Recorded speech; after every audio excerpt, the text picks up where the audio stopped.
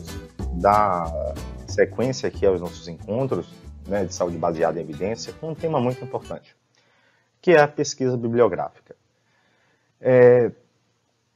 Nós temos muitos vídeos no YouTube que vão facilitar pontualmente algo que vocês desejem encontrar, dependendo do mecanismo de busca que você deseja utilizar para a sua pesquisa. Mas aqui nós vamos tratar de uma maneira, claro, exemplificando, mas também dando um panorama geral, e que às vezes menos tratado, da importância de como fazer essa pesquisa e como essa pesquisa deve ser feita, não somente em relação às questões técnicas, operacionais, né, ou tecnológicas das plataformas. Vamos tentar entender o sentido dessa pesquisa bibliográfica. Então, inicialmente, devo salientar que se vocês quiserem aprofundar esse tema, nós temos o curso lançado lá no Google, né, no nosso Classroom. Basta você inserir esse código, né, esse convite que está aí lá, e você poderá fazer esse curso com muito mais detalhes, com textos, com vídeos, que vão auxiliá-lo aí nessa jornada. Primeira coisa, quem não sabe o que busca não identifica o que acha, né? Essa frase trazida aí por nosso Immanuel Kant, né, ela diz exatamente aquilo que nós precisamos primeiro refletir em relação à pesquisa bibliográfica, tá? Que é saber exatamente, ou com certo grau de proximidade, aquilo que nós desejamos encontrar. Para isso, nós temos que, de antemão, imaginar um cenário que, a depender do qual você opte, né, atuar ou agir, você terá uma resposta distinta. E aí que vem a imagem do que nós temos publicamente da figura do pesquisador, né, ou daquele jovem da iniciação científica, ou do monitor, do mestrando, doutorando, né, que vai se aprofundar nos elementos da pesquisa propriamente dita. Temos a figura do profissional, que é aquele indivíduo que precisa muitas vezes de uma resposta mais rápida.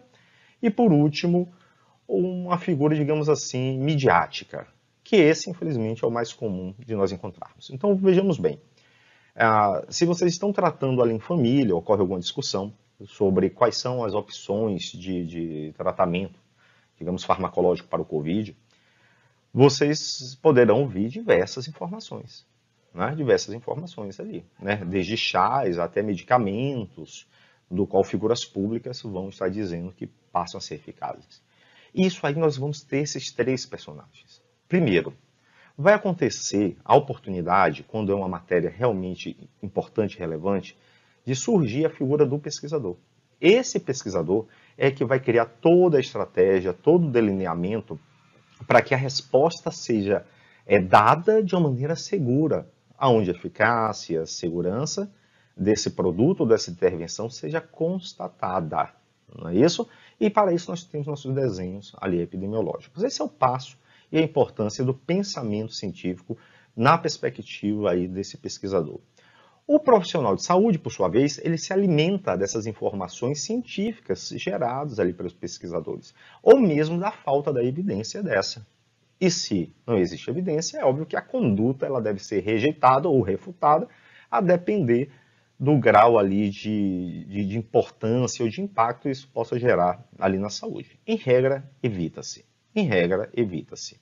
Né? É um princípio hipocrático, né? Primo non nocere. Então, é primeiro não causar dano, não fazer o mal. E o midiático é aquilo que nós temos mais habitualmente, né? Que são decisões políticas ou religiosas, dizendo qual a conduta que você vai utilizar. E, infelizmente, hoje, em épocas de fake news, nós teremos ali pessoas, inclusive profissionais da saúde, que vão utilizar desses argumentos em prol de aumento da sua visibilidade, do aumento da sua clientela. E isso, certamente, é o mais perigoso. E é o que tem que ser evitado. Digamos que é a figura menos ética possível, né? Trabalhando na perspectiva de um profissional da saúde que tem aquilo no seu código de ética muito bem regulamentado. Por isso que nós estudamos, né, anteriormente, quais são os níveis dessas evidências. E aí nós vimos que desde série de casos, estudos caso-controle, estudo corte e tudo mais, eles fazem parte de uma pirâmide, né? De uma longa pirâmide aqui, aonde o grau de evidência, nós estudamos também o sistema grade, esse grau de evidência vai ficando mais sólido, porque ele passa a ser ratificado, filtrado e analisado, tendo como ponta dessa pirâmide ali as meta-análises. E claro, a base, ou seja, aquilo de menor evidência, nós temos ali a opinião de especialistas. Não digo qualquer especialista, mas pelo menos os especialistas que não declaram as suas informações de acordo com as evidências científicas. E aí, no nosso encontro de hoje, nós veremos que seria pouquíssimo provável de nós termos a pesquisa bibliográfica, que demandaria horas de prática, né, se nós estivéssemos aí perto, próximos, para poder estudar caso a caso e como proceder. Então veja aqui do lado esquerdo, eu mostro aqui para vocês que são diversos bancos de dados, né, ou base de dados, como Cochrane, né, o Campbell, o Tripp, tá, como Dynamed, que eles vão se utilizar das evidências mais sólidas, né, daquelas evidências que estão mais claras, que foram baseadas justamente nos ensaios clínicos randomizados, duplos cegos, e assim sucessivamente, tá bom? São as evidências mais fortes que nós temos. E claro que também, se você vai utilizar apenas um livro, né, como uma consulta, que vai dar muito da opinião daquele especialista, os livros não tendem a ainda incorporar em seu texto os graus de evidências, e ainda assim, para piorar, nós sabemos que quando chega na nossa língua nativa, nossa língua mãe, ele já guarda quando são publicações internacionais, existem alguns anos, né, em torno de 1, 2 anos ali, no mínimo, que requer de tradução para algumas obras. Fazendo aqui, claro, um merchandising básico, tanto é a importância desse tema, do uso da evidência nas condutas, que eu e um grande colaborador, o Dr. Marcelo Durval, publicamos o Direito Médico. Não é? Qual o sentido disso? O que isso tem a ver com a pesquisa bibliográfica? É porque são tantas as condutas que não são muito bem fundamentadas, que elas chegam e alcançam a área jurídica para pedidos completamente incompatíveis com a causa, ou seja, aquela prestação jurisdicional, ele acaba sendo inócuo na perspectiva da eficácia, né? Mas causa danos aí ao erário. Fica aí a dica para os colegas que gostam também da parte de direito médico na nossa obra. Então, a primeira coisa, tá? É como nós vamos praticar essa pesquisa bibliográfica de uma maneira correta para encontrar a pergunta do que realmente eu quero. Para isso nós chamamos de questão clínica adequada. E essa questão clínica adequada, tá, ela pode ser lançada em diferentes bases de dados, tá, tanto aqueles de acesso público quanto aqueles de acesso regulamentado. Quando nós falamos de acesso público, quer dizer que de sua casa você pode acessar integralmente os textos. A base de dados regulamentada, muitas vezes ela precisa, para alguns dos artigos, assinatura, ou como no caso do portal da CAPES, precisa de um convênio para que você possa acessar gratuitamente em seu domicílio. Mas se você estiver dentro de uma instituição que possua o convênio, você também terá acesso a uma variedade de artigos e textos fornecidos por eles. Então, primeira coisa, eu vou passar um pouco mais rápido, porque nós já tratamos esse assunto anteriormente, tá? Em outro momento, mas apenas para quem está pegando aqui o andar da carruagem nessa fase, ter um pouco isso mais claro. Existem diversas estratégias para você formular aí uma pergunta, uma questão clínica adequada. Uma dessas estratégias, que eu acho que é mais simples para vocês praticarem, é a estratégia ou o método PICO, tá bom? Então, os passos são justamente esses. Você vai montar essa estratégia para fazer a questão clínica adequada, depois você busca as evidências, como nós veremos, você avalia criticamente a evidência, vai ficar como tópico para um quarto encontro, e aí depois nós vamos praticar e utilizar essa evidência que aí, digamos assim, que é o objetivo final, que é a nossa cereja do bolo, que é quando você vai fazer o ajuste devido para o perfil do paciente ou do cliente que você esteja ali abordando, conduzindo e auxiliando, tanto na prevenção quanto na cura de determinada doença ou redução de um quadro, de alguns dos sintomas que ele apresente. Então, o que é que vem a ser esse método PICO, tá? Primeira coisa, a letra P é o paciente ou o problema, né? Muitas vezes você fala assim, eu tenho que descrever o paciente. Não, você vai ter que descrever o problema que o paciente tem. Então, P pode ser hipertensão, né? Você não vai dizer homem ou mulher, 54 anos, não. P é o paciente, né? Quer dizer, considerando ele o único caso, uma condição que pode ser traçado em paralelo outras iguais, como eu descreveria, tá, esse grupo de pacientes similares? Então aqui você pode colocar a condição clínica que você deseja. Intervenção, tá, é aquilo que você quer, digamos, saber comparativamente depois, né? Ou seja, é a prevenção, é o diagnóstico, é o prognóstico, não é isso? É a conduta terapêutica, essa vai ser a intervenção. Então eu vou citar alguns exemplos, é dizer aquilo que esse paciente está sendo submetido. Para algumas situações, quando eu tenho dúvida na escolha ou na seleção da intervenção, eu posso fazer uma comparação, tá? Com um outro tratamento, com uma outra situação clínica. Eu posso utilizar aí a nossa letrinha C, tá? Agora, muitas vezes você não terá isso na literatura, porque parte dos estudos terão como controle justamente os grupos ali que receberam placebo, ou que não sofreram nenhum tipo de intervenção, ou que não foram imunizados, e assim sucessivamente. Não é você. Aí tem questões éticas que, de fato, não é por inexperiência do pesquisador, mas é porque elas são, de certa forma, a depender do alcance da resposta que você deseja, você vai ter que trabalhar ali com aqueles pacientes no desenvolvimento natural da doença, tá? Porque você tem certeza, você não sabe se a intervenção vai trazer melhora. Então, o princípio do não causar dano aqui também, ele ocorre.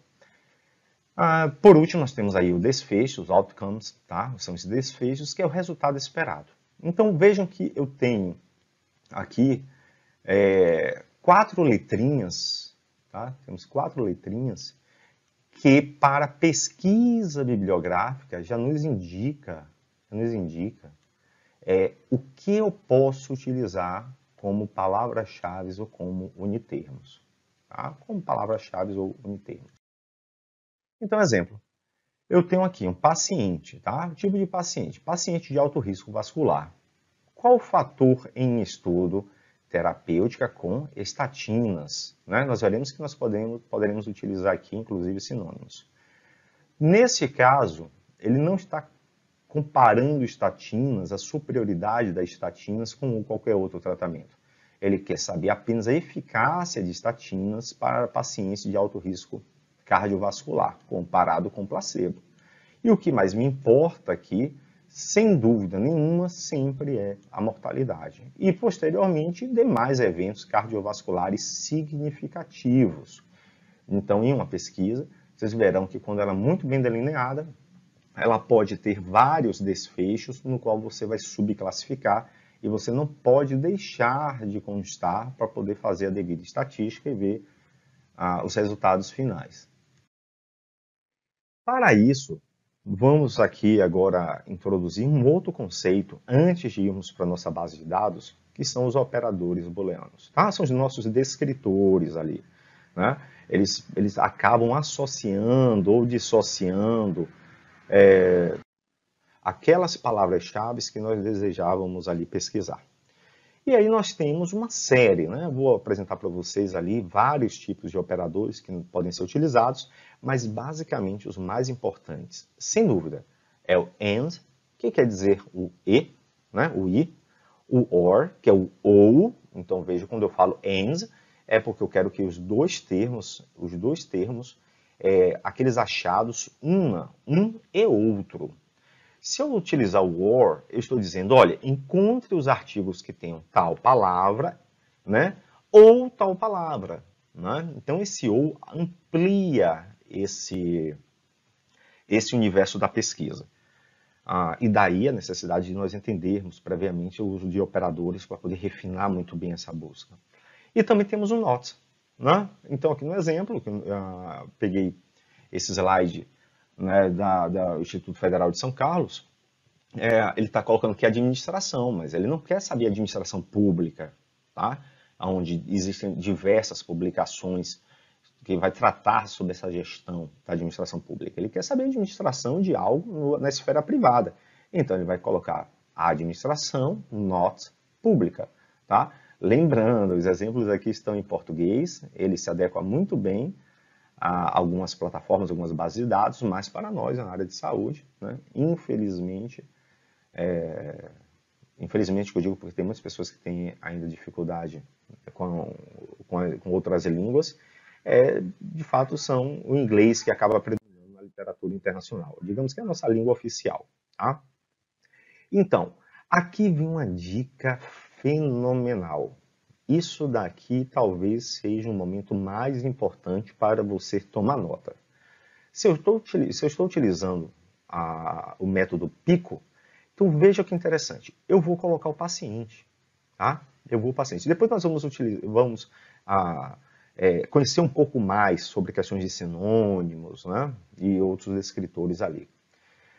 Eu vou dizer assim, o paciente, ele pode ser considerado, tá, pertencente a esse grupo ou esse grupo. Ou seja, eu acabo agrupando todos os sinônimos que se façam necessários aqui. Né? Então, por isso, como eu estou querendo ampliar, eu quero dizer, olha, eu quero paciente, né? Vou dar ali alguns exemplos, mas que tenha asma, né? Mas aí daqui a pouco você encontra uma outra palavra onde não seja somente asma, mas descreve aquele caso, né? Hiperreatividade brônquica, o que quer que seja. Você vai colocar isso como sinônimos. E aí depois, no final, é que você vai colocar o ENSE, tá? ENSE. Porque o P, ele vai agrupar esses sinônimos, tá? Ele vai escolher, e depois ele vai dizer tal tipo de intervenção. Tal tipo de intervenção. Não se preocupem se parece um pouco complexo, tá? Mas isso é aparente. Isso é aparente. O importante é que depois que você, ou no decorrer dessa apresentação, né, quando apresentar a base de dados, você vá testar. E anote o número de resultados que você tem e veja os artigos que você consegue obter na base de dados que você selecionou, tá bom? Então, primeiro, apenas deixe fluir. Deixe que a coisa seja fluida. Tá? Então, a gente tem que imaginar o seguinte, se eu trabalho com sinônimos, ou se eu vou acrescentar um item para pesquisa, restringindo esse universo, e. Então, pacientes, cardiovascular, alto risco cardiovascular e estatinas. Eu não quero saber de fibrados. Não é isso? Então, eu vou colocar e estatinas. Que aí, no caso, seria ali a intervenção. E aqui tem outras estratégias de busca. Né? Então, você pode dar um pause e testar. Lá no nosso material do curso, eu trago ali o uso do asterisco ou do cifrão, né, para formar as palavras truncadas. São dicas bem bacanas, né, que vocês podem utilizar. E aqui é o onde. Né? Nossa primeira questão, onde? Eu, particularmente, gosto muito do PubMed.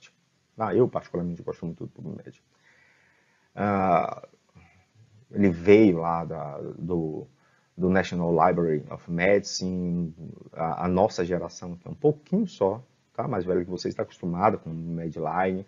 É uma biblioteca realmente fantástica, com muitas alternativas. Mas eu falo assim, eu gosto particularmente muito do PubMed, mas eu posso dizer que ela é a melhor biblioteca? Não, porque às vezes você quer sanar uma dúvida em um contexto regional, e muitas vezes essas publicações muito regionais, a depender da área de conhecimento, ela não tem esse alcance ali mundial, esse alcance universal, e nem precisa, tá bom? Nem precisa. Então, são algumas ponderações que eu faço para não dar a intenção de que as bases de dados existem uma melhor ou pior. Vai depender do tipo de pesquisa que você faz, dos fundamentos que você busca. Então, se eu estou morando lá em Ilhéus, eu estou querendo saber sobre alguma coisa, do impacto de determinada conduta regional, sobre o cacau, a vassoura de bruxa, então posso fazer sim uma pesquisa em outra base de dados, uma base de dados mais específica, e eu não preciso necessariamente ir para o PubMed. Tá bom? Tudo isso que eu estou falando para vocês e muito mais, vocês podem encontrar lá no nosso curso. Então, vejam aqui. O PubMed, né, você pode colocar o período do ano, é muito comum, eu observo isso no trabalho dos nossos estudantes, eles querem fazer um estudo dos últimos 10 anos, e de fato, né, a depender do que você queira saber, você não quer encontrar artigos sobre condutas que já foram invalidadas ou que já foram descartadas, né, por algo de maior eficácia. Você quer saber aquilo que é mais recente, então você pode fazer um corte temporal aí dos últimos 10 anos, dos últimos 20 anos.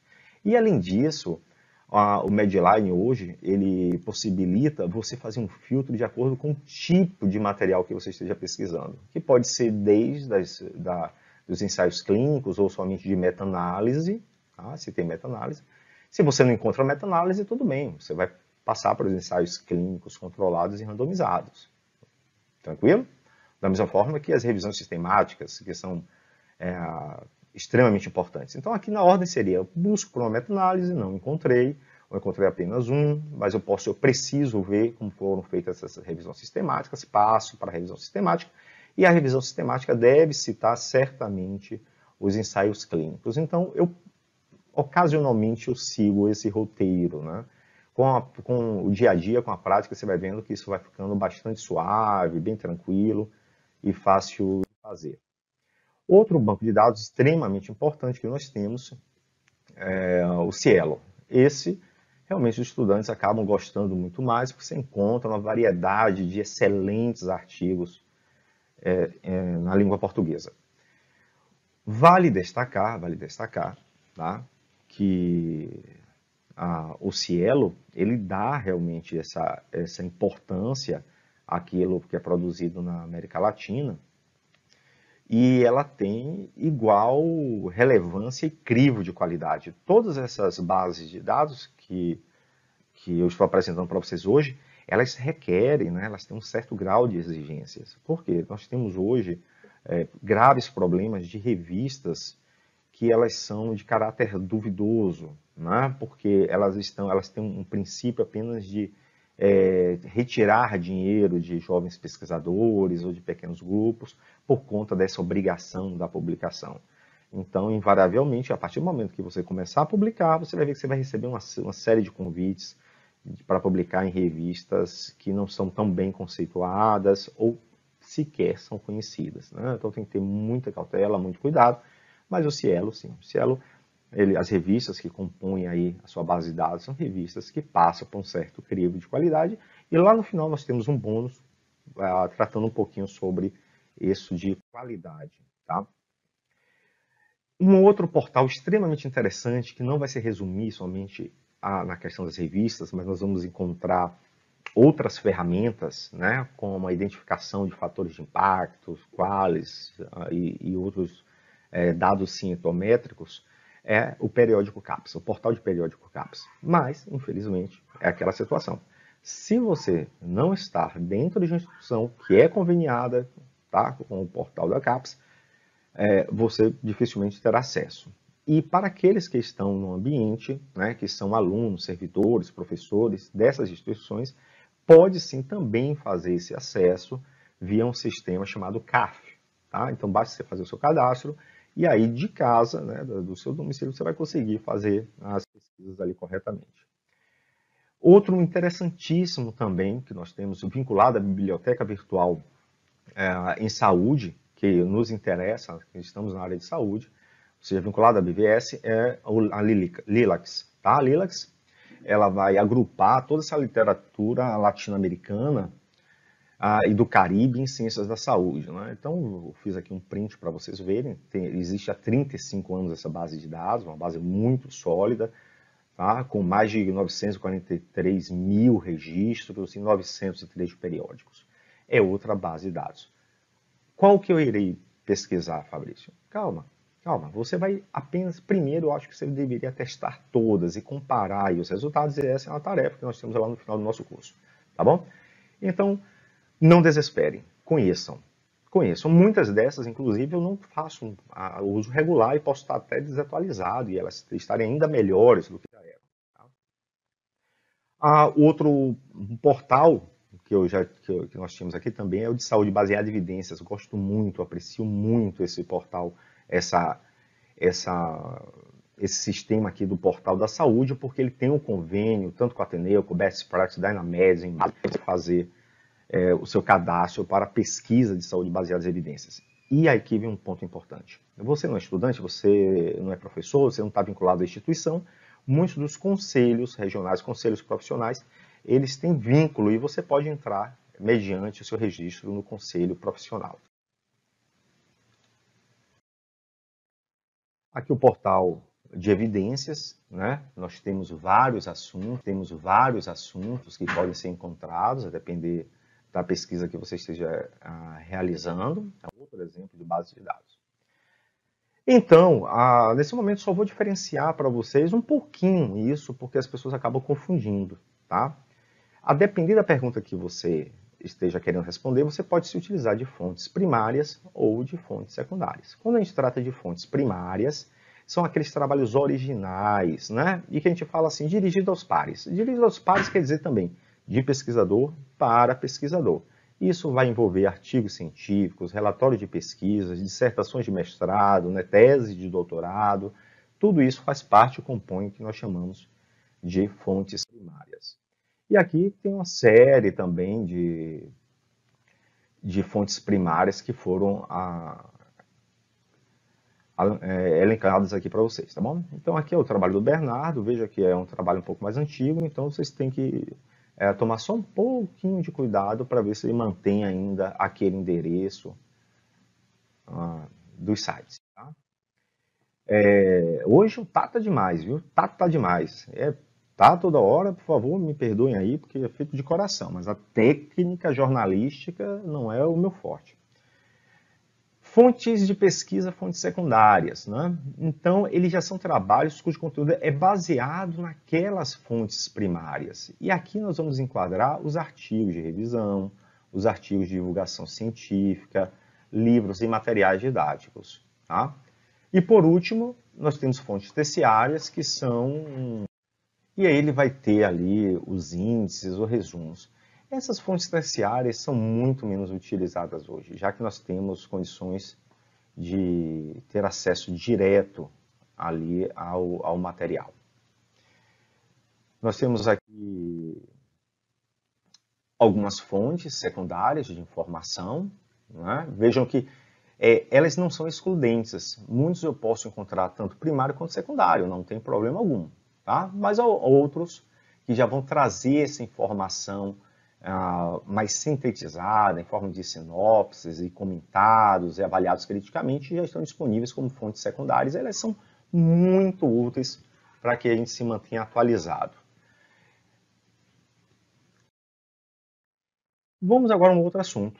Né? Falamos ali de montar estratégia PICO, nós vamos ter uma série de palavras ali, só que essas palavras, elas podem ser utilizadas de uma maneira muito mais interessante, muito mais fina e muito mais apropriada, né? Que é com o uso dos descritores, que são nada mais do que palavras que indexam esses documentos científicos nessas bases eletrônicas, né? Nessas bases de dados, para dar determinada informação.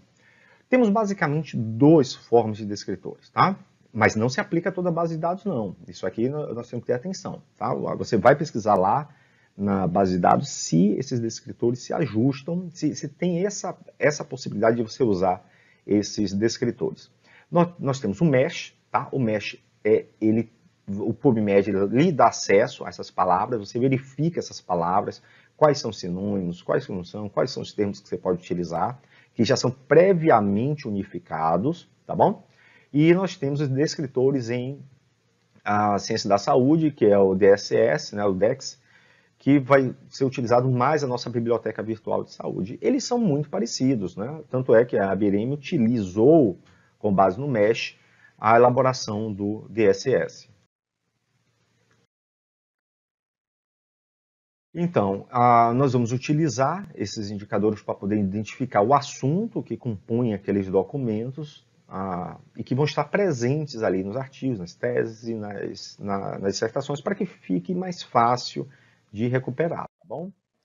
Então, vamos pegar aqui o exemplo do DEX, do DSS, tá? Que é na Biblioteca Virtual em Saúde, né? Então, aqui, esse tutorial, ele está bem completo lá no nosso curso, mas eu vou apenas mostrar a vocês, tá? Já temos aí 30 minutos passando, né? Não vamos ultrapassar nossos 40, 45 minutos, espero assim. Vou mostrar a vocês um exemplo aqui que nós temos na Biblioteca Virtual. Cuidado, vocês podem não ver exatamente essa página lá, porque ela pode estar atualizada, né? Eu posso consultar a palavra, né, depois que eu seleciono o descritor, eu vou colocar aqui a palavra, eu posso fazer consulta por índice, de maneira alfabética, ou permutado, ou hierárquico. Tá? Eu vou tirar aqui minha imagem. Aqui. Então vamos ver primeiro essa consulta pelo índice alfabético. Vejam que nesse exemplo aqui o autor coloca a palavra hipertensão, sim, em português mesmo, não tem problema. Por quê? Porque a nossa biblioteca ela está em língua em português, ainda que também existe o documento em inglês, mas ao contrário, a língua nativa aqui é o português e os autores colocam e disponibilizam também ali em inglês. Então a palavra aqui, em ordem alfabética, que vai ser selecionada aqui, aqui não, perdão, aqui vai ser no permutado, vai colocar a palavra hipertensão, e vejam que vai aparecer uma série, né, uma lista, aonde temos ali a palavra hipertensão e as variantes que nós temos. É como se fosse palavras que também têm descritas e que podem ser refinadas a partir da palavra hipertensão. No nosso caso, vamos ver hipertensão arterial. Então, quando clica hipertensão arterial, ele vai lhe dar todas as opções, né, em relação à prevenção ou controle, né, que no caso aqui foi selecionado, em relação àquela palavra de hipertensão, que no caso a busca seria hipertensão, prevenção e controle. Então veja que facilita muito a vida do pesquisador quando você quer saber, você quer uma atualização dos artigos de uma maneira que já seja sistemática e hierarquizada, porque são palavras que já existem. Você não precisa colocar hipertensão and, prevenção e controle. Aqui lá no nosso curso nós vamos ver que quando nós colocamos prevenção e controle, né, nós temos que colocar ali o parênteses, né, ou às vezes a aspa, vai depender do sistema, para ele entender que é prevenção e controle, como se fosse uma única palavra. Tá? Mas no nosso caso aqui, pode ser sim, prevenção e controle, ele vai entender. Por índice hierárquico, né, nós vamos encontrar justamente todos os ramos ascendentes e descendentes da palavra. Então, digamos que você esteja procurando aqui a palavra insulina, tá? Então, quando você coloca a insulina, você tem hierarquicamente proinsulinas, insulinas, hormônios pancreáticos, hormônios peptídicos, como se fosse uma árvore, né? De onde que está a sua palavra, a chave. Né? Esse material aqui eu vou estar disponibilizando, vocês podem ler o slide quantas vezes vocês quiserem, quantas vezes vocês desejarem. Nós não vamos ficar lendo aqui no momento. No PubMed, tá? Vai ter também aqui a opção de busca pela base de dados do MESH. E ele não vai ser muito diferente não. Novamente aqui, nosso exemplo hipertensão, só que agora, observem, você colocou MESH. E aí ele vai lhe fornecer todos os artigos aqui, tá? Na verdade, todos os itens, né, que podem conter ali aquele unitermo para você pesquisar. Então, mais uma vez aparece aqui, então, aqui hipertensão, tá? E aí você pode ainda pesquisar qual tipo, aqui ó, prevenção e controle, qual tipo de hipertensão, ou qual tipo não, perdão, é o que você quer saber, qual qualificador permitido em relação à hipertensão. E aí vão aparecer vários indicadores daqui para na sua busca, tá bom? Eu acho que para entender o MESH e o DSS, vocês podem aí praticar um pouquinho. Como bônus, eu vou falar um pouco sobre agora a qualidade das informações, tá? Não é um tema dos mais fáceis, né? Falar sobre qualidade, mas imaginemos que nós tivemos uma explosão na quantidade de artigos e de revistas e na pesquisa no cenário mundial. Então, o que aconteceu? Começou a ser necessário e crescente uma necessidade de você diferenciar as revistas com base em alguns critérios. Então, um desses critérios que foram criados é esse fator de impacto. Esse fator de impacto, tanto como o índice H, que vai ser do pesquisador, muitas vezes, né, ele geralmente se refere à importância desse pesquisador no cenário internacional. Eu, particularmente, eu acho que isso tudo é um culto à vaidade, mas tudo bem, se existe, né, se é para conceder bolsas e tudo mais, esse é um dos critérios, não há nada de se opor, tá bom? Mas o fator de impacto. Quando nós falamos fator de impacto de uma revista, eles vão levar em consideração a quantidade, um quociente ali, na quantidade de citações que aquela revista ela recebeu. Então, se é uma revista que os seus artigos são muito citados, quer dizer que ela é uma revista boa, que ela é muito criteriosa, que ela tem uma demanda ali de bons pesquisadores desejando publicar nela. Então, isso aí foi criado o fator de impacto, né? E o índice H, como eu estava tratando ali com vocês, apesar de ser aplicado também em algumas revistas, né, se a gente pegar mais modernamente, as pessoas estão também aplicando isso. Algumas revistas vão ver alguns pesquisadores falando sobre isso, do seu uso em relação à qualidade das revistas. Ele é mais utilizado para o pesquisador, não é? Então, se você me perguntar, Fabrício, o que é mais importante nós entendermos no momento? O fator de impacto. Então você encontrou, vou dar um exemplo para vocês. Você encontrou duas revistas. Uma disse que, olha, existe toda uma margem de erro, né? Então, uma diz, olha, a intervenção com determinada substância no tratamento do Covid-19 é benéfico. O outro disse, não é benéfico. De imediato, né, se você não sabe ainda fazer uma leitura crítica, né, que você vai ver todos os elementos dos métodos, do tratamento desses dados, você fala, uau, eu preciso pelo menos ter algum indicador de quem está falando aí, o mais próximo da qualidade, que exige mais qualidade. Você vai para o fator de impacto dessa revista. Então você tem um fator de impacto 20 de uma revista e o outro um fator de impacto abaixo de 1. Então eu digo para vocês, ainda que haja uma certa margem de erro, de segurança, vamos dar o valor aí para as boas revistas. Não quer dizer que elas não errem, não quer dizer que dados que não sejam verdadeiros passem a ser publicados nessas revistas. Nós vimos recentemente algumas críticas em relação a isso, tá? Mas é importante para você que está começando a trilhar entender esse conceito do fator de impacto. Com base nesse fator de impacto, né, aqui o Brasil adotou para as áreas de pós-graduação também um sistema para publicação dessas revistas, agrupando